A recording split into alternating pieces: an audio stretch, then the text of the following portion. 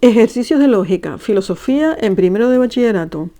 María es una alumna de primero de bachiller que tiene que preparar un examen de lógica en filosofía. Para eso ha quedado con un grupo de compañeros de clase. Pues bien, antes de la reunión organiza sus apuntes, sus esquemas, el contenido del examen. Los contenidos que van a repasar son la formalización, cómo se pasa del lenguaje natural al lenguaje de la lógica proposicional, cuáles son los tipos de enlace que se utilizan en una formalización y cuáles son las reglas de inferencia para resolver ejercicios de deducción lógica. Hola, estás en un nuevo tutorial del set de Philosophy. Comenzamos. Para empezar, tienes que saber que en lógica existen dos tipos de proposiciones, dos tipos de oraciones. Fíjate en las imágenes. Proposiciones atómicas, que son las oraciones simples, el sujeto y su predicado, y el conjunto de proposiciones atómicas forman una proposición molecular. Aquí tienes un ejemplo de proposición atómica. El gran oso negro andaba perezosamente por el camino de abajo entre los árboles. Pues bien, todo este enunciado, que tiene un solo verbo, se formaliza sencillamente con la P. P minúscula, P de proposición, de lógica proposicional. ¿Qué sucede cuando tienes más de una proposición atómica? Pues que tienes una proposición molecular. En este caso, o la música es muy suave o la puerta está cerrada, existen dos verbos con dos proposiciones enlazadas por el O. O la música es muy suave, la formalizamos como P, y la otra parte, la puerta está cerrada, como Q. Se trata de una proposición molecular disyuntiva porque se está hablando de que o sucede una cosa o sucede la otra. O bien pueden darse las dos. Vamos a ver qué otros conectores sirven para enlazar proposiciones atómicas. Existen 4 tipos de enlace. Este primero significa y su nombre es conjuntor. Las proposiciones moleculares conjuntivas llevan este enlace. Proposición molecular con un O, disyuntiva. Se formaliza, como ves en pantalla, la forma inversa a la anterior. El enlace se llama disyuntor, lo vimos en el ejemplo anterior. La flecha en esta dirección formaliza las proposiciones condicionales, las que empiezan con sí, por tanto, la consecuencia. Y por último, el bicondicional. Una flecha en dos direcciones se utiliza para proposiciones del tipo únicamente sí, exclusivamente sí, solo sí. Entonces, vamos a aplicar esta teoría en la práctica con algunos ejercicios. Vamos a formalizar 4 ejemplos del lenguaje natural y pasarlo al de la lógica. El primero sería: o seguimos el protocolo COVID y guardamos las distancias, o la pandemia seguirá causando estragos.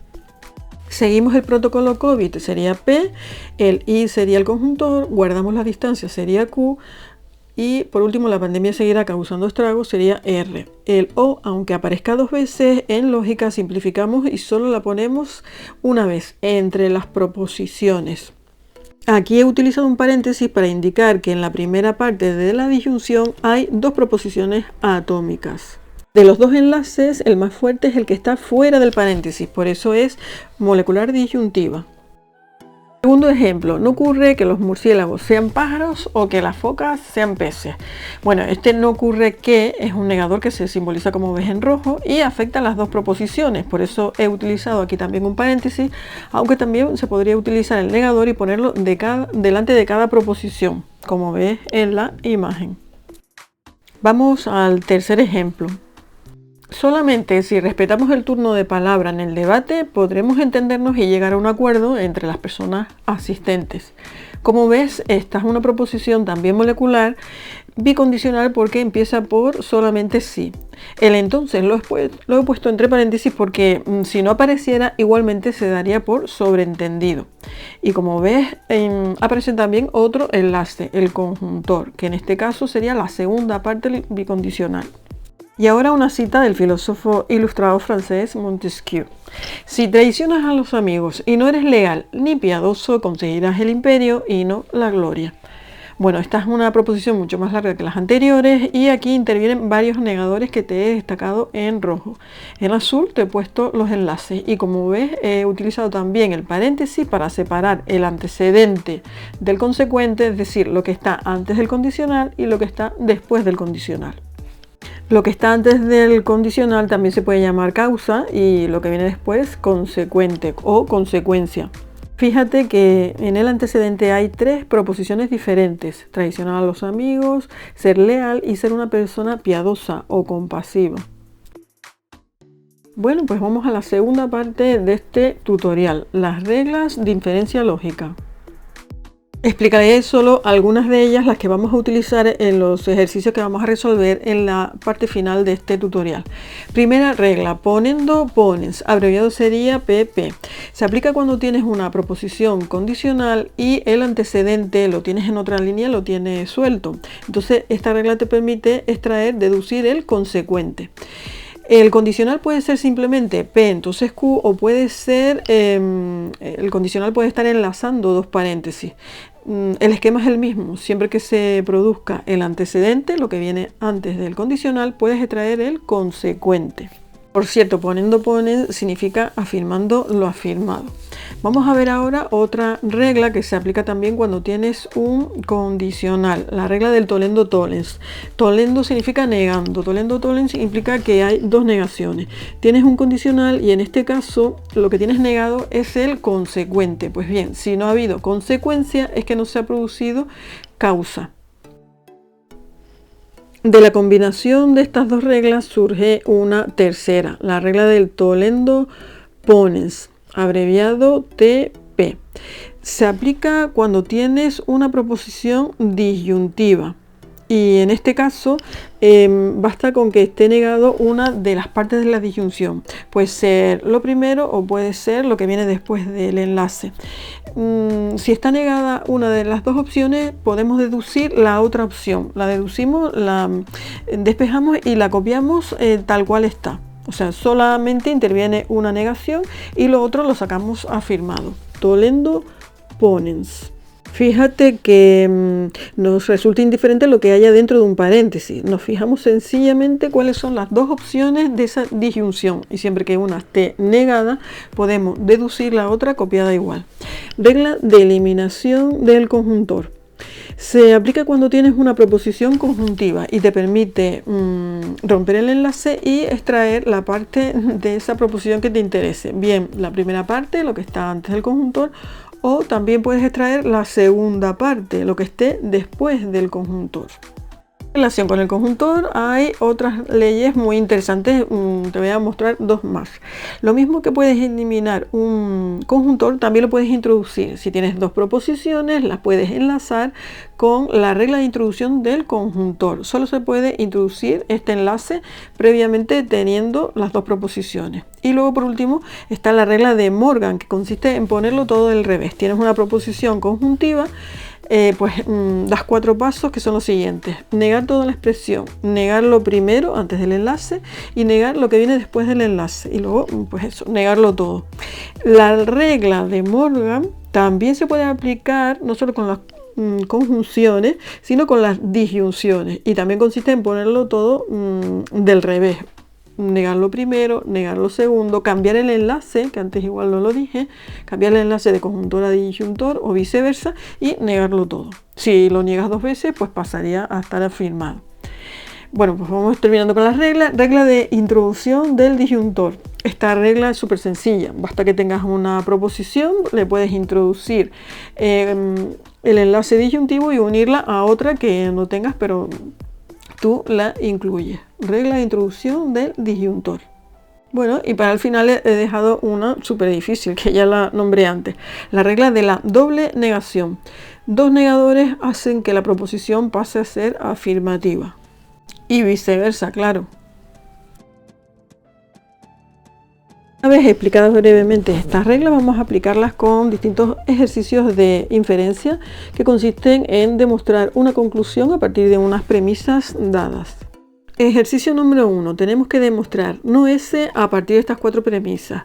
Bueno, pues empezamos aplicando la regla de Morgan en la línea 1, porque así podríamos en 6 eliminar el conjuntor en 5 y quedarnos con no Q.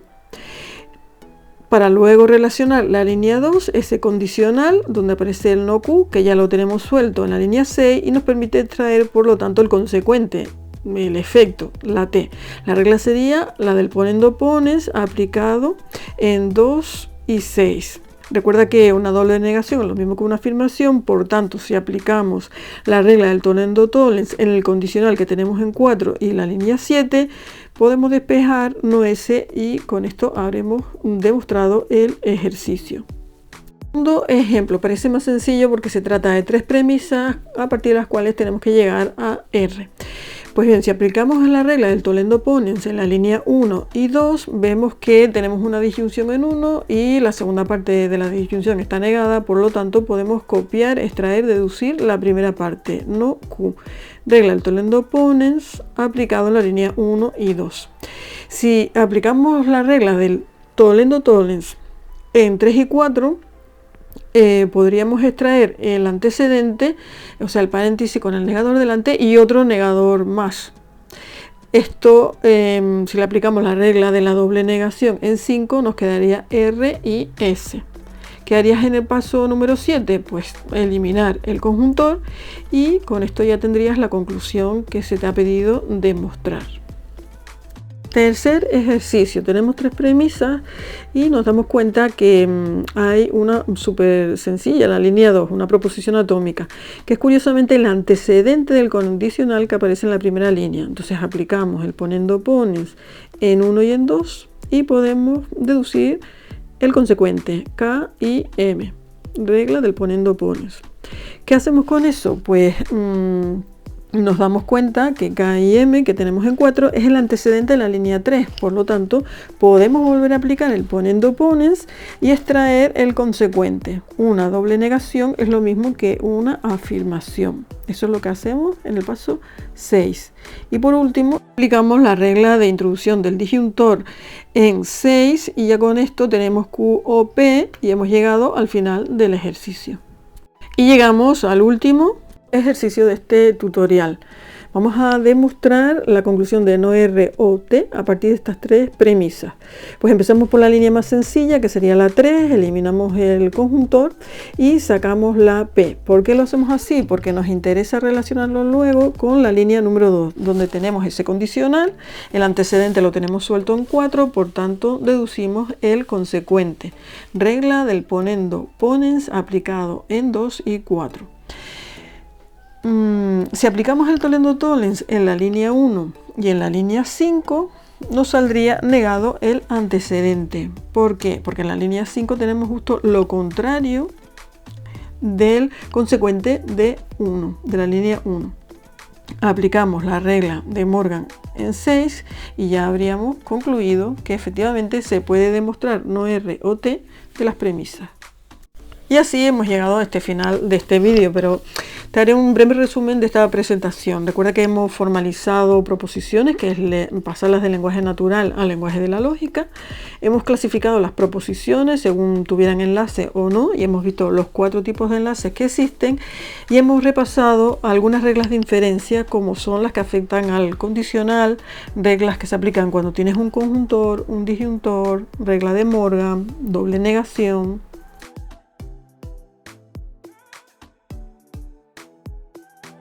Bueno, espero que este tutorial te haya servido de utilidad, te ayude a entender un poco más qué es esto de la lógica y recuerda que si te ha parecido interesante le puedes dar un like o suscribirte para no perderte la siguiente publicación en el set de Philosophy YouTube. Hasta la próxima.